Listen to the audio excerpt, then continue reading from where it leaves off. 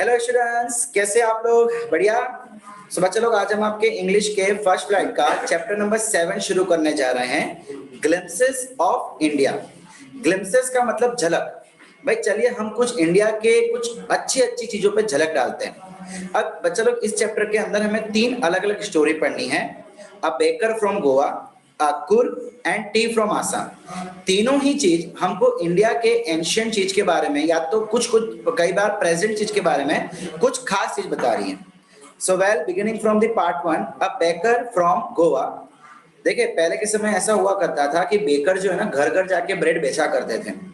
आज वो नहीं होता। आज के समय में तो वो दुकानों पे पाए जाते हैं, और गोवा में ये चीज ज्यादा देखी जाती थी।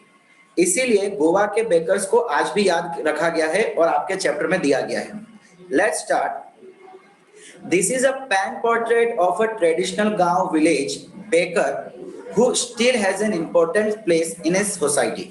देखो, पेन पोर्ट्रेट का मतलब होता है कि जब भी कोई पोएट या कोई ऑथर कुछ लिख रहा है तो वो उस चीज को अपना नाम नहीं देता है, एक अलग सा नाम देता है। उसको पेन पोर्ट्रेट कहा जाता है। ठीक है। सो बेकर फ्रॉम गोवा जो है एक ट्रेडिशनल गोयन विलेज, मतलब गोवा के आसपास एक छोटा सा गांव है, वहां के बेकर का नाम। जब तक सारे लोग आ जाए तब तक ठीक है। Our elders are often heard reminiscing nostalgically about those good old Portuguese days, the Portuguese and their famous love of bread. Those eaters of loaves might have vanished, but the makers are still there. देखिए क्या कहा जा रहा है कि हमारे जो पूर्वज है ना, वो कई बार हमने सुना है उनको बोलते हुए, याद करते हुए, रेमिनाइजिंग नॉस्टैल्जिकली, मतलब कि वो कुछ सोच रहे हैं एंड वो बहुत ही खुशी से सोच रहे हैं। मतलब सिंपल थॉट नहीं है, सोचते सोचते वो बहुत खुश हो जा रहे हैं या बहुत एक्साइटेड हो जा रहे हैं। किस चीज के बारे में? दोज ओल्ड पोर्टुगीज डेज, जब उस समय पोर्टुगीज का यहाँ पे राज होता था। उस समय बहुत ही फेमस लॉव्स ऑफ ब्रेड। बच्चा, लॉव्स का मतलब होता है पता है जो हॉट डॉग होता है ना, आपने कभी हॉट डॉग देखा है? सो हॉट डॉग जो शेप का मिलता है उस शेप को हम लॉव्स कहते हैं। आज के समय में ब्रेड जो है वो अलग अलग शेप में अलग अलग तरीके से मिलती है, बट उस समय वो एक ही उसका शेप था, हॉट डॉग टाइप का। या आप कह सकते हैं जो सबवे में जो ब्रेड मिलती है ना, जिस तरह की लंबी ब्रेड सिलेंड्रिकल शेप में, वैसी ब्रेड कुछ उस समय मिला करती थी। अब वो कह रहे कि इस तरह की ब्रेड खाने वाले तो शायद खत्म हो गए हैं, have vanished, but the makers, but उसे बनाने वाले अभी भी है। We still have amongst us the mixers, the molders, those who bake the loaves. Those age-old, time-tested furnaces still exist. The fire in the furnaces has not yet been extinguished. अब वो क्या बोल रहा है कि शायद हमारे साथ अभी भी वो मिक्सचर, भाई ब्रेड बनाने के लिए जो मिक्सिंग करनी पड़ती है, मोल्डर्स जो आटा गूंदते हैं ना, आकार देना, उसको गूंदना, and those who bake loaves, और जो उसको सेकते हैं, ये सभी लोग आज भी हमारे समय मौजूद है। Those age old time tested furnace, भाई वो जो पुरानी, ठीक है, टाइम टेस्टेड मतलब काफी समय से पड़ी हुई फर्नेसेस, फर्नेसेस मतलब भट्टी जहां पे ब्रेड सिकाई जाती है, वो आज भी मौजूद है। उसकी जो आग है वो अभी भी बुझी नहीं है।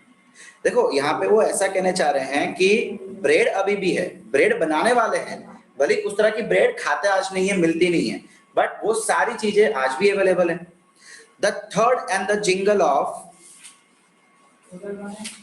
The traditional bakers bamboo heralding his arrival in the morning can still be heard in some places. Maybe the father is not alive, but the son still carries on the family profession. These bakers are even today known as padder in Goa. अब देखो ये क्या कह रहा है, third and jingle. पता है बच्चा लोग, अभी बहुत बहुत रेयरली ऐसा देखने को मिलता है, बट आज से अगर मैं 5 या 6 साल पहले की बात करूं तो वो साइकिल लेके रुई बुनने वाले आते थे। उनके साइकिल के आगे स्ट्रिंग लगी रहती थी और वो जिंग जिंग जिंग ऐसी आवाज निकालते थे। रुई गुंदना मतलब जो हम पिल्लोज एंड मैट्रेस बनाते ना, रुई की। अभी तो सब काम दुकानों पे होता है, बट 6 साल पहले आसपास घर पे आते थे वो करने के लिए। आज भी बहुत रेयरली देखने को मिलते हैं। वैसे ही एक समय था कि जब ये लोग बेकर्स बैम्बू, मतलब अपने बैम्बू पे ऐसी कोई स्ट्रिंग लगा के उसकी आवाज करते थे, थर्ड एंड जिंगल। मतलब वो आवाज से मॉर्निंग में सबको बताते थे हमारा arrival, heralding the arrival, heralding मतलब बताना, अनाउंसमेंट करना कि हम आ चुके हैं। और ये चीज आज भी सुनने को मिलती है, भले फादर ना रहे, मतलब जो 25-30 साल पहले जो आते थे शायद वो ना रहे, लेकिन उनके बच्चे आज भी ये चीज कैरी ऑन कर रहे हैं। दिस बेकर्स टुडे आर, और इन बेकर को आज भी वहां पे गोवा के अंदर पाटर कहा जाता है। During our childhood in Goa, the baker used to be our friend, companion, and guide. He used to come at least twice a day. Once when he set out in the morning on his selling around, and then again when he returned after emptying his huge basket. भाई हम जब छोटे थे, मतलब ये author जब छोटे थे तब की बात कर रहा है, बेकर उनके दोस्त हुआ करते थे, साथीदार हुआ करते थे, उनके गाइड हुआ करते थे।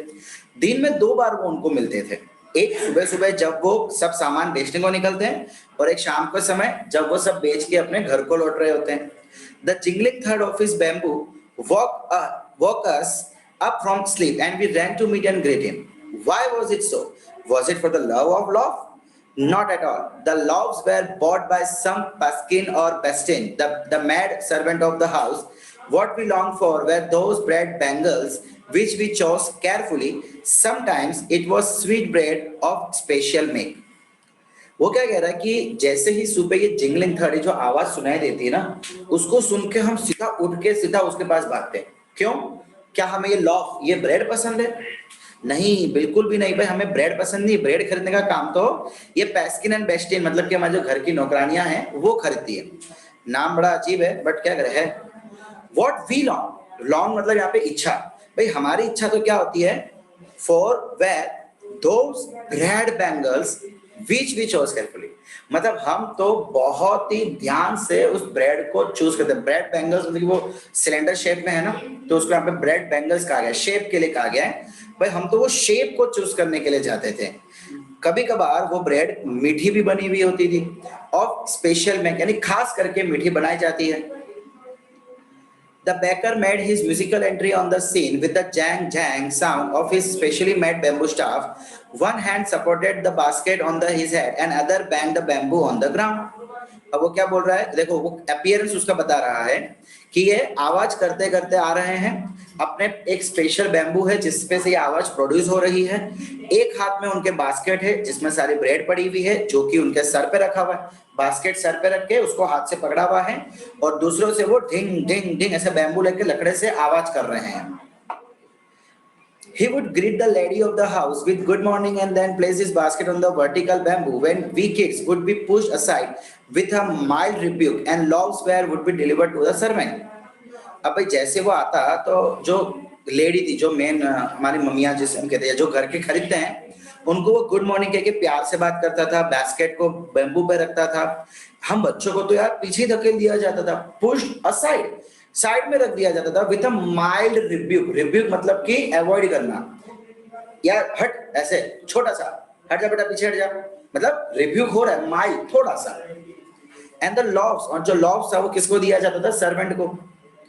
But we would not give up. We would climb a bench or the parapet and peep into the basket somehow. I can still recall the typical fragrance of those loaves. Loaves for the elders and the bangles for the children. Then we did not even care to brush our teeth or wash our mouths properly. And why should we? बच्चे लोग वो क्या बोल रहे हैं कि चाहे कुछ भी हो जाए हम हार नहीं मानते थे। We would not give up. हम क्या करते थे? पास में पड़ी हुई बेंच या पास में पड़ा हुआ पैरापेट। पैरापेट का मतलब होता है, बच्चा लोग पता है, मार्बल के थ्रू कुछ बनाया जाता है। बैठक जिसे हम कहते हैं ना, अभी भी आप जाते हो गार्डन वगैरह में तो वो पूरे बाकड़ा जिसे हम कहते हैं, बट प्लास्टिक टाइप का नॉट बाकड़ा, मिट्टी का बना हुआ बाकड़ा, वैसा पैरापेट होता है।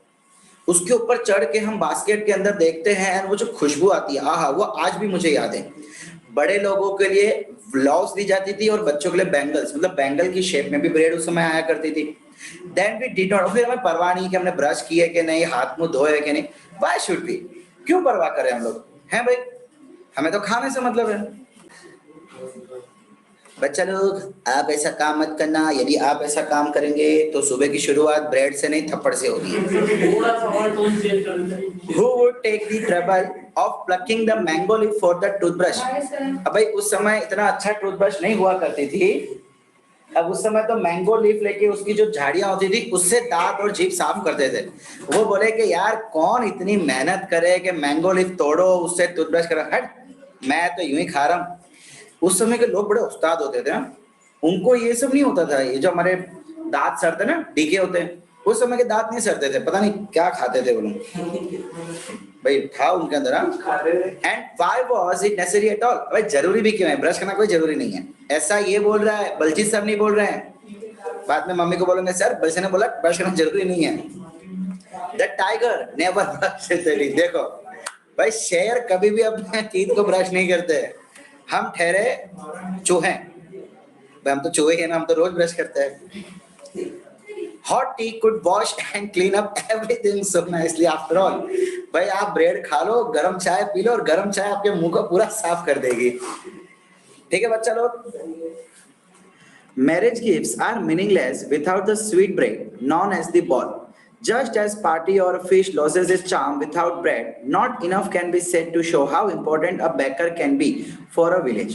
देखिए वो क्या कह रहा है कि गांव में या गांव के आस पड़ोस में कोई भी शादी मीठे ब्रेड के बिना मीनिंगलेस थी। इसका मतलब देखो जैसे कि आज की शादी में एक सूप और एक स्टार्टर तो होता ही होता है, चाहे और कुछ हो के ना हो। सिमिलरली उस समय एक मीठी ब्रेड जिसको बॉल कहा जाता था, ठीक है, गेंद नहीं बॉल, वो कंपलसरी होता ही होता था। जस्ट एज अ पार्टी और a fish losses charm without bread, भाई जैसे आज के समय में कोई पार्टी या कोई बड़ी दावत, यहाँ पे फिश का मतलब है कोई बड़ी दावत, विदाउट ब्रेड का मतलब देखो ब्रेड की कोई ना कोई आइटम तो हमारे पार्टी में देखने को मिलती है, चाहे पाव भाजी के रूप में देखने को मिल जावे, चाहे सैंडविच के रूप में देखने को मिल जावे, चाहे किसी और रूप में देखने को मिले। जैसे कि कोई पार्टी ब्रेड के बिना नहीं चलती, वैसे उस समय स्वीट ब्रेड के बिना कोई फेस्टिवल कोई शादी नहीं चलती थी। Not enough can be said to show how important, भाई नॉट इनफ मतलब हम बता नहीं सकते, जितना भी बोल ले उतना कम है कि बेकर कितने जरूरी थे उस समय विलेज में। The lady of the house must prepare sandwiches on the occasion of her daughter's engagement. Cakes and bolinas are must for Christmas as well as other festival. अब भाई कोई भी ओकेशन हो या डॉटर की एंगेजमेंट हो तो मम्मी कंपलसरी सैंडविच बनाते ही थे। केक हो या बोलिनास, बच्चा जो ऊपर बॉल देखा ना वही है ये बोलिनास, एक डिश का नाम है जो कि ऑब्वियसली ब्रेड की बनी होती है। तो क्रिसमस हो या कोई दूसरा फेस्टिवल हो, ये सारी डिशेस तो होती ही थी। Thus the presence of baker's furnace in the village is absolutely essential. इसीलिए गांव में एक बेकर की भट्टी होना बहुत ही जरूरी थी। The baker or bread seller of those days had a peculiar dress known as kabai. It was a single piece, long frock reaching down to the knees. In our childhood, we saw bakers wearing a shirt and trousers which were shorter than full length ones and longer than half pants. देखिए अब ये उनके कपड़ों के बारे में discuss कर रहे हैं। अब अगर एग्जाम में आ जावे आपको डिस्क्राइब दी बेकर्स क्लोथ्स या बेकर्स रॉब, ROB, बेटा ROB का मतलब होता है ड्रेसिंग, ठीक है। तो देखिए क्या कह रहा है कि बेकर ये कह लो या ब्रेड सेलर कह लो, उन दिनों के उनकी एक पैक्यूलर मतलब कि बहुत ही खास सबसे अलग एक ड्रेस हुआ करती थी जिसको हम कबाई कहते थे।